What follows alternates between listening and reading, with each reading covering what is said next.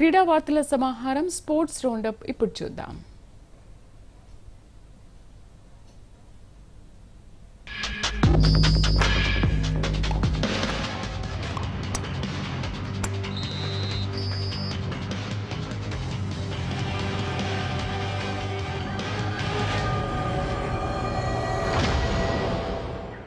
భారత అమ్మాయిలు అదృహం అనిపించారు. అండర్-19 మహిళల టీ20 ప్రపంచ కప్ ఫైనల్ కు టీమిండియా దూసుకెళ్లింది. ఇంగ్లాండ్ తో జరిగిన రెండో సెమీస్ లో భారత్ 9 వికెట్ల తేడాతో విజయం సాధించింది. తొలుత బ్యాటింగ్ చేసిన ఇంగ్లాండ్ 113 పరుగులు చేయగా భారత్ 15 ఓవర్లలో కేవలం ఒక్క వికెట్ మాత్రమే కోల్పోయి 117 పరుగులు చేసి గెలుపొందింది.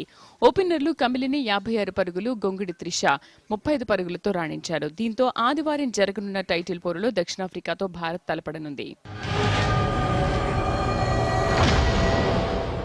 ఉత్తరాఖండ్లోని డెహ్రాడూన్లో 38వ జాతీయ క్రీడలు మంగళవారం నాడు అంగరంగ వైభవంగా ప్రారంభమయ్యాయి. ప్రధానమంత్రి నరేంద్ర మోదీ జాతీయ క్రీడలను ప్రారంభించారు. ఈ సందర్భంగా ప్రధాని మాట్లాడుతూ తమ ప్రభుత్వం క్రీడలకు ఎంతో ప్రాధాన్యత ఇస్తుందన్నారు.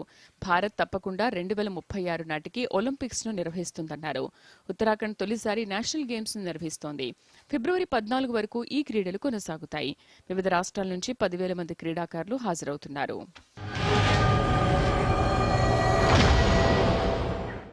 థాయిలాండ్ మాస్టర్స్ 300 బ్యాడ్మింటన్ టోర్నమెంట్ పురుషుల సింగిల్స్ విభాగం భారత ప్లేయర్లు కిడాంబి శ్రీకాంత్, శంకర్ ముత్తుస్వామి సుబ్రహ్మణ్యన్ క్వార్టర్ ఫైనల్లోకి దూసుకెళ్లారు. మహిళల సింగిల్స్ విభాగంలో రక్షిత శ్రీ క్వార్టర్ ఫైనల్ బెర్త్ను ఖరారు చేసుకుంది. గురువారం జరిగిన ప్రీ క్వార్టర్ ఫైనల్ మ్యాచ్లో శ్రీకాంత్ హాంకాంగ్కు చెందిన జేసన్ గుణవాన్పై, శంకర్ ఇండోనేషియాకు చెందిన చికోద్వి వద్దోయోపై, దక్షిణ శ్రీ చైనీస్ తైపీకి చెందిన క్లౌ టాంగ్ టుంగ్ పై గెలుపొందారు. టాటా స్టీల్ మాస్టర్స్ చెస్ టోర్నమెంట్లో 10వ రౌండ్ తర్వాత భారత గ్రాండ్ మాస్టర్, ప్రపంచ ఛాంపియన్ దొమ్మరాజు గుకేష్ 7.5 పాయింట్లతో ఒంటరిగా ఆధిక్యంలో ఉన్నాడు. నెదర్లాండ్స్ కు చెందిన మార్క్స్ వాముడామ్తో బుధవారం జరిగిన 10వ రౌండ్ గేమ్లో గుకేష్ 34 ఎత్తుల్లో గెలిచాడు. ప్రపంచ చెస్ ఛాంపియన్ గా నిలిచిన తర్వాత గుకేష్ కు ఇదే మొదటి టోర్నమెంట్.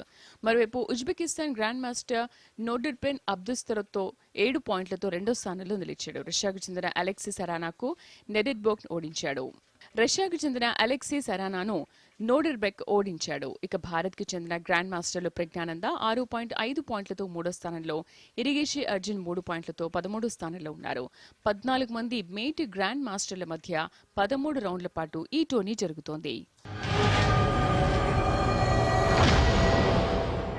భారత క్రికెట్ దిగ్గజం సచిన్ టెండూల్కర్ ను భారత క్రికెట్ బోర్డు ఘనంగా సత్కరించనుంది. శనివారం జరగబోయే వార్షికోత్సవంలో సచిన్ కు లైఫ్ టైమ్ అచీవ్మెంట్ పురస్కారం అందజేయనున్నట్లు పీటీఐకి బీసీసీఐ వర్గాలు వెల్లడించాయి. CK Naidu life time achievement of the year 2024 అవార్డును సచిన్ కు ప్రదానం చేయనున్నామని వెల్లడించాయి. భారత క్రికెట్ కు ఆయన అందించిన సేవలు అమోఘమని పేర్కొన్నాయి. ప్రపంచ క్రికెట్ లో రికార్డులు సృష్టించిన సచిన్ కు అవార్డు ప్రకటనపై పలువురు ప్రశంసిస్తున్నారు. ఈ పురస్కారం స్వీకరించబోయే 30వ భారత క్రికెటర్ సచిన్. భారత మాజీ కోచ్ రవిశాస్త్రి, మాజీ క్రికెటర్ ఫరూక్ ఇంజనీర్ ను ఈ అవార్డు వరించింది.